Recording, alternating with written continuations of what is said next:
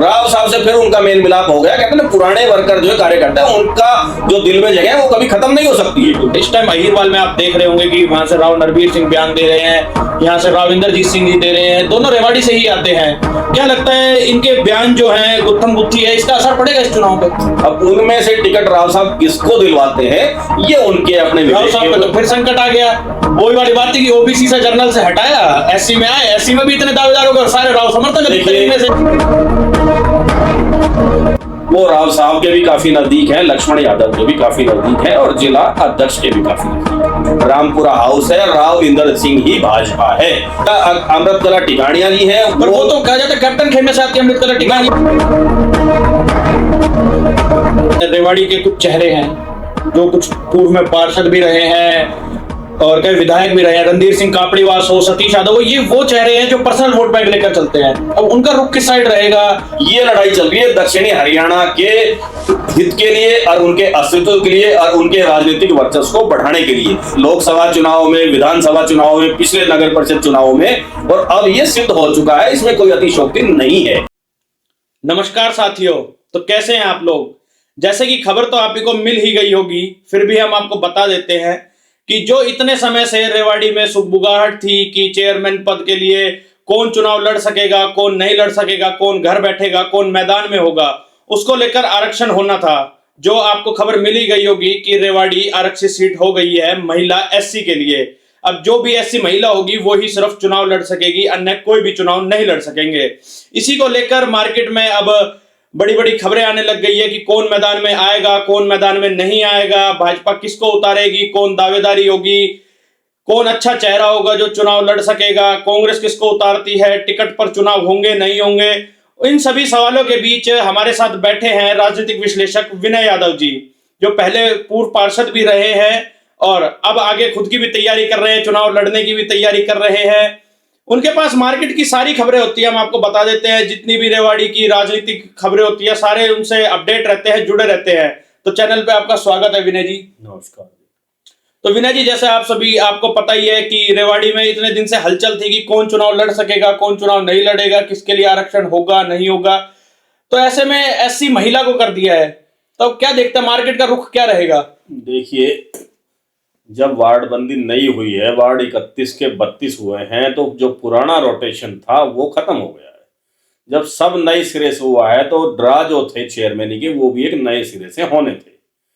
और ये अच्छी बात है, अब एससी वार्ड आरक्षित हो गया है, ये अच्छी बात भाजपा के नेताओं के लिए भी है और शहर के लोगों के लिए भी है, क्योंकि सभी की भागीदारी राजनीति में होनी चाहिए। केवल किसी एक विशेष जाति के लिए, वर्ग के लिए ये भागीदारी नहीं होनी चाहिए, मौका सबको मिलना चाहिए।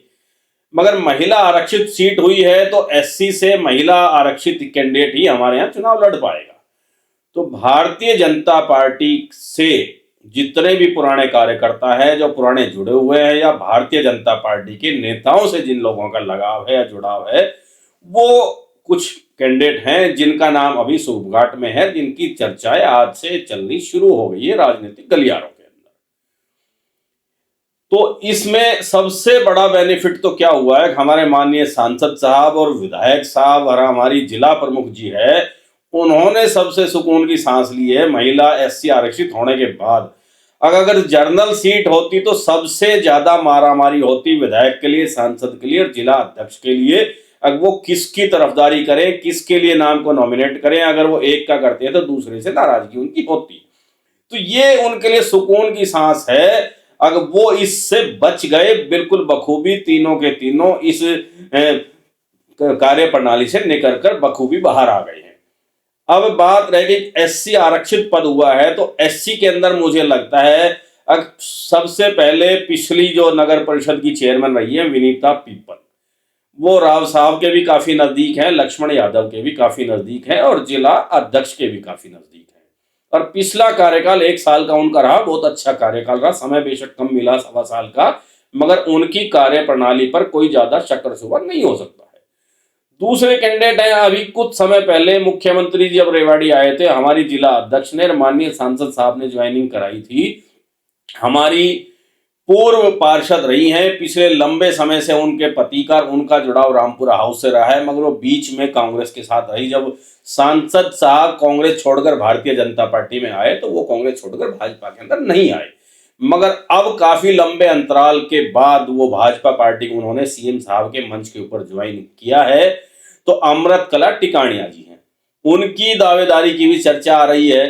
अजी मैं भी चुनाव लड़ूंगी। क्या लगता है बाहर से जो एकदम से आए हैं अभी पलायन करके, देखते हुए कि आगे के लिए चुनाव की रणनीति को देखते हुए, क्या राव इंद्रजीत सिंह जो इतने कद्दावर नेता माने जाते हैं वो ऐसे एकदम से टिकट लेने देंगे आते ही?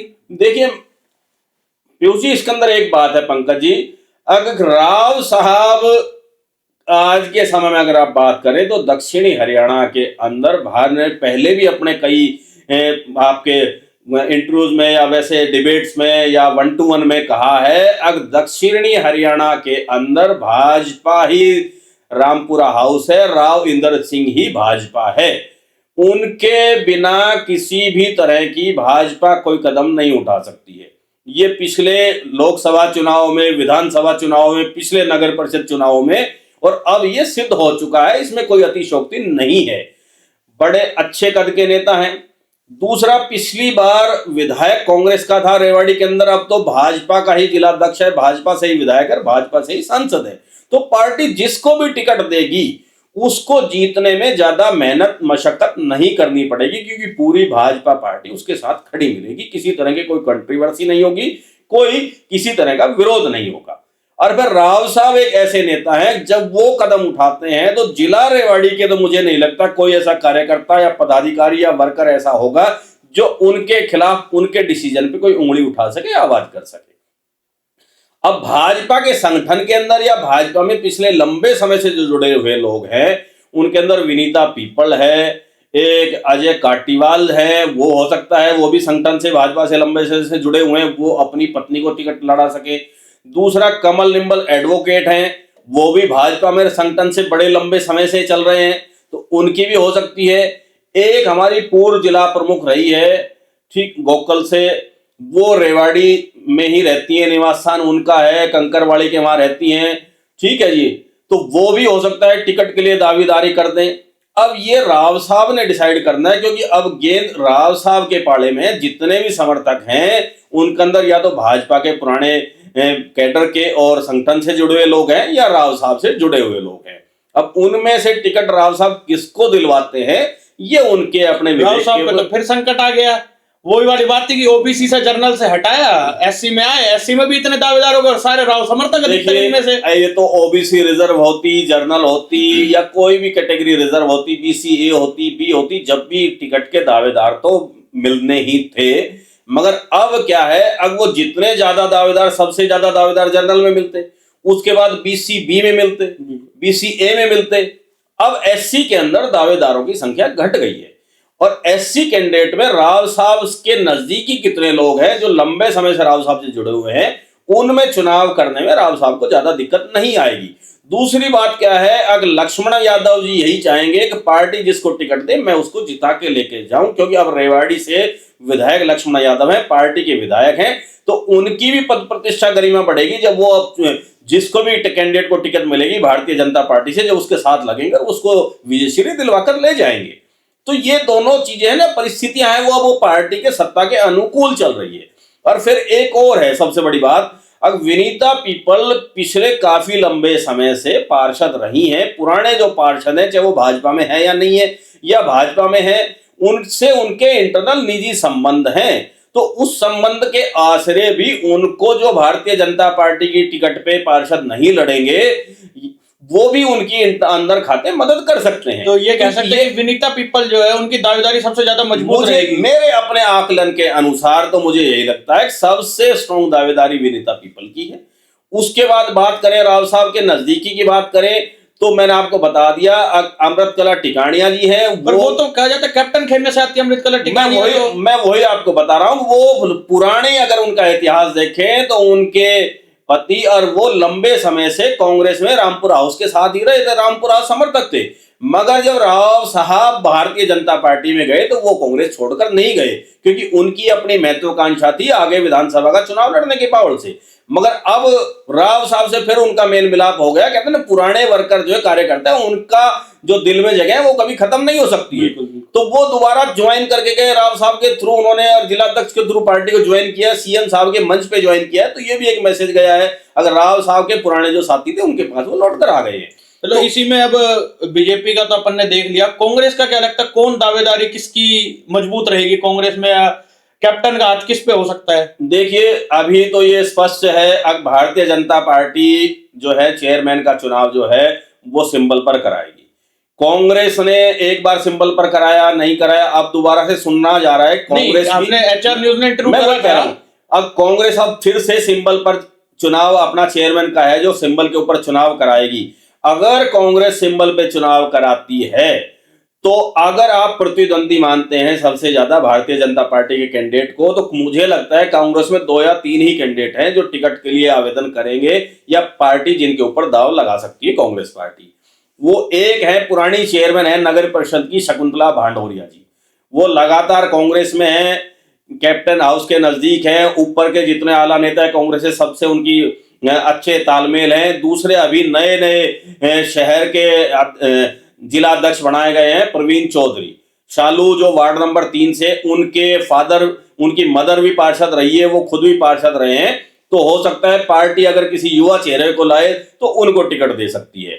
तीसरा कैंडिडेट जो है वो पार्टी के अंदर ये है, अगर इन दोनों पर सहमति नहीं बनती है तो पार्टी इन दोनों के अलावा कांग्रेस के किसी और पदाधिकारी को चुनाव लड़ा सकती है। तो क्या कहते हैं, पूनम यादव का जो कार्यकाल था 5 साल, आपने भी देखा, रेवाड़ी की जनता ने भी देखा, एचआर न्यूज ने बहुत खबरें चलाई है, भ्रष्टाचार के आरोप लगते रहे हैं, विजुअल्स आपने देखे होंगे, अतिक्रमण हो या एनडीसी हो, कुछ भी लेकर, उसका असर पड़ेगा इस चुनाव में? देखिए, जब कैंडिडेट चेंज हो गया है तो मैं मानता हूं 80% असर जो है नाराजगी जनता की तो वहीं खत्म हो जाती है, क्योंकि ये पार्टियों की एक पॉलिसी होती है कि जहां जिस कैंडिडेट का विरोध हो उसकी विधानसभा बदल दो या कैंडिडेट को ही बदल दो, तो लोग नई आस में, नई उम्मीद में नए कैंडिडेट के साथ लग जाते हैं। तो अब जब पूनम जी रही हैं, जिनका उनका कार्यकाल जो भी रहा, मैं तो एक चीज मानता हूं, उन्होंने ये कहा था कि पिछले 20-25 साल का कोई भी चेयरमैन उतने काम नहीं करा पाया जितने मैंने कराया। तो उन्होंने पिछले जितने भी चेयरमैन थे सबके कार्यकाल को नकार दिया। बिल्कुल बिल्कुल। तो ये एक जो उन्होंने स्टेटमेंट दी ना, मैं उसको एक नीति संगत नहीं मानता, क्योंकि जिसका जो भी कार्यकाल रहा हो, हर कोई चेयरमैन अपने कार्यकाल में अच्छा करने की सोचता है और कराता भी है। तो ये एक वजह रही। अब उन्होंने अपने खुद के लिए ही जो पूर्व चेयरमैन थे वो अंदरूनी रूप से अपने विरोध में खड़े कर लिए थे। आगे अगर चेयरमैन जनरल आती है, बीसीपी आती है, फिर अगर उनको टिकट मिलती तो फिर जनता बताती अब उनका कार्यकाल कैसा रहा। जब जनता के बीच वो अपना कार्यकाल की अवधि और अपने कार्य को, किए हुए कार्य को और अपनी उपलब्धियों को लेकर जाती तो जनता बताती कि उनको कार्यकाल उनका अच्छा रहा या बुरा रहा। क्योंकि आप खबरें आपने भी चलाई, लगातार अब भी चल रही है, इतने करोड़ के कार्य हुए, पार्क में इतने लाखों रुपए लग गए, एक चौक के सौंदर्यीकरण में 22 लाख रुपए लग गए। तो जनता तो खुद ही सवाल कर रही है। अब इतने और न्यूज चैनल वाले भी अखबार बड़े चला रहे हैं, अब इस तरह की खबरें हैं, हमें तो पता नहीं कहाँ लगे पैसे, पर वो चीजें अब नगण्य हो जाएगी। क्योंकि जब उनका कार्यकाल ही हो गया और वो फील्ड से ही बाहर हो गई है, इस रेस से ही बाहर हो गई है, तो लोग अब नई उम्मीद, नई आस पे नए कैंडिडेट को देखेंगे। बिल्कुल। एक और अहम सवाल कर लेते हैं, रेवाड़ी के कुछ चेहरे हैं जो कुछ पूर्व में पार्षद भी रहे हैं और कई विधायक भी रहे हैं, रणधीर सिंह कापड़ीवास हो, सतीश यादव हो, ये वो चेहरे हैं जो पर्सनल वोट बैंक लेकर चलते हैं। अब उनका रुख किस साइड रहेगा? क्योंकि कहा जाता है कुछ बीजेपी में है, बीजेपी छोड़ चुके, बीजेपी से निष्कासित कर दिए गए हैं, अब उनकी क्या स्थिति है वो साफ नहीं है, और उनका रुख किस तरफ रहेगा क्योंकि वो पर्सनल वोट बैंक के मालिक है। देखिए, जहां तक रणधीर सिंह कापड़ीवास का सवाल है, मुझे नहीं लगता कि वो पार्टी के किसी भी निर्णय के खिलाफ जाएंगे।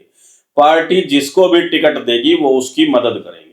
उन्होंने निर्दलीय चुनाव लड़ा था, वो एक उनका अलग दौर था और उन्होंने अपने आप को अच्छा साबित किया। मैं नहीं कहता कि उन्होंने चुनाव लड़ा और वोट बैंक अच्छी वोट आई उनकी, चाहे वो किसी भी उसमें परसेंटेज पे रहे हो, भाई इतनी वोट बैंक आई और दूसरे पे रहे, तीसरे पे रहे, जिस पे भी रहे, पर एक अच्छा उन्होंने चुनाव लड़ा। वो उन्होंने अपने आप को साबित किया। इससे पहले भी निर्दलीय चुनाव लड़े, जब भी अपने आप को उन्होंने साबित किया। मगर वो भाजपा के वो पुराने नेता हैं, उस समय के नेता हैं जब भाजपा के झंडा उठाने वाले लोग नहीं मिलते थे।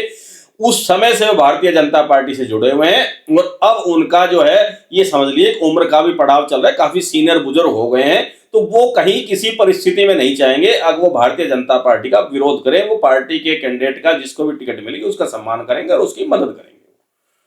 दूसरी तरफ देख ले सतीश यादव। सतीश यादव का है वो निर्दलीय चुनाव लड़े थे नगर निगम का, पिछली बार नगर परिषद का सॉरी, और वो दूसरे नंबर पे रहे थे, कुछ वोटों से हार गए थे। हार का अंतर बहुत कम था अगर हम पूरे नगर निगम की डायरेक्ट जब वोटिंग होने लगी उसकी बात करें, मगर अब विधानसभा का जो उनका प्रदर्शन रहा है उसके अकॉर्डिंग अब उनको निर्णय लेना है कि वो नगर परिषद में दोबारा से चुनाव लड़ने के इच्छुक हैं या नहीं है। पर एक बात का रास्ता तो साफ हो गया, जब एससी सीट आ गई है तो वो चुनाव लड़ नहीं सकते। अब वो दखल कितना देंगे, किसकी मदद करेंगे, ये उनके अपने आगे की राजनीतिक सोच पे और अपने निर्णय पर निर्भर करेगा। उन्होंने अपनी आगे की राजनीति को कैसे सुरक्षित करना है और किस तरह से अपना बचाव करना है। एक अंतिम सवाल कर लेते हैं, बड़ा सवाल है। रेवाड़ी से दावेदार बहुत थे जो इस बार अपने चेयरमैन के लिए दावेदार जिता रहे थे, आला कमान पे जाके मिल रहे थे हर तीसरे दिन, कभी सीएम साहब के पास मिल रहे हैं, कभी राव इंद्रजीत सिंह से मिल रहे हैं।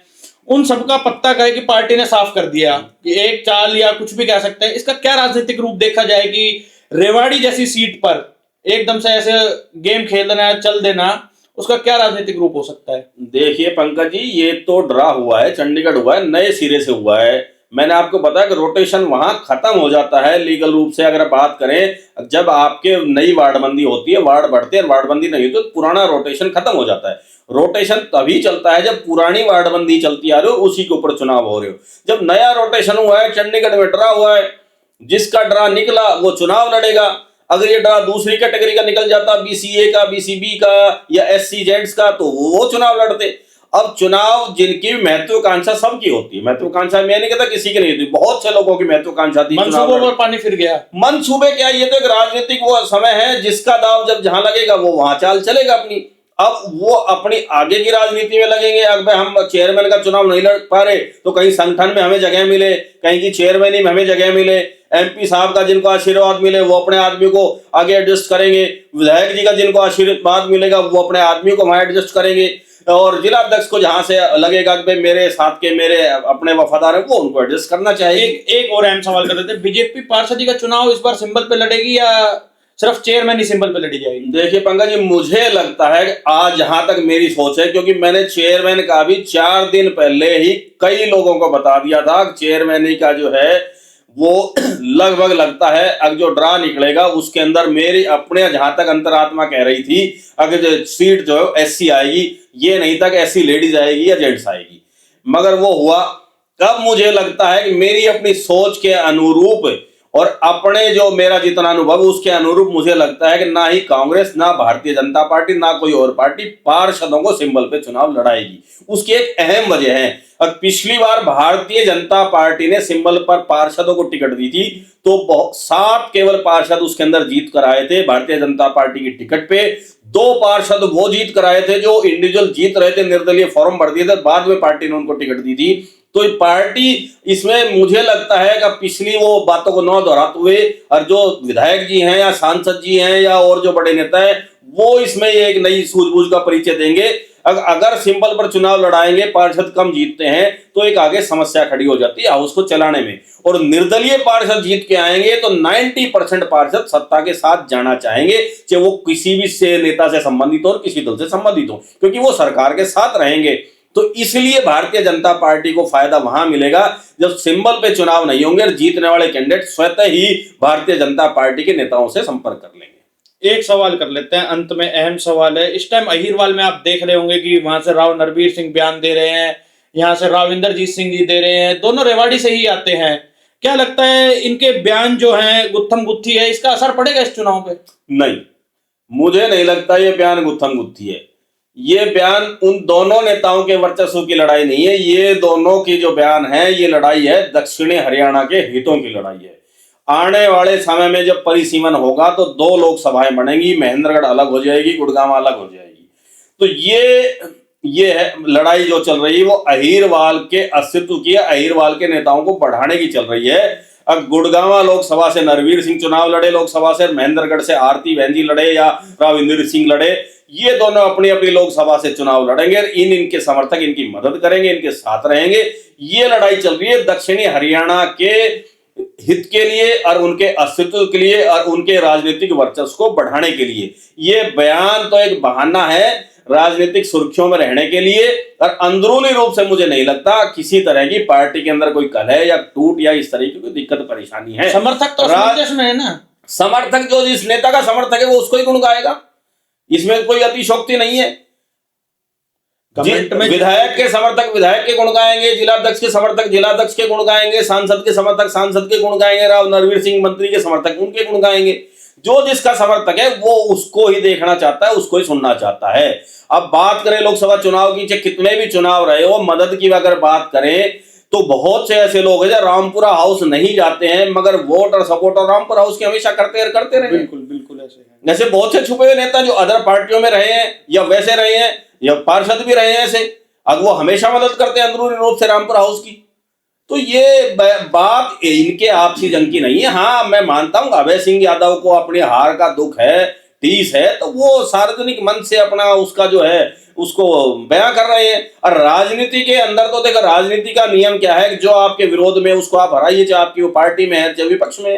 ये राजनीति का नियम है, राजनीति करनी है तो पूरी तरीके से करता है, वही नेता सफल रहता है। और राव साहब राजनीति को बखूबी करते हैं, शांत रहकर जवाब देते हैं, समय पे देते हैं और वो अपने जो करना चाहते हैं उस चीज को करते हैं।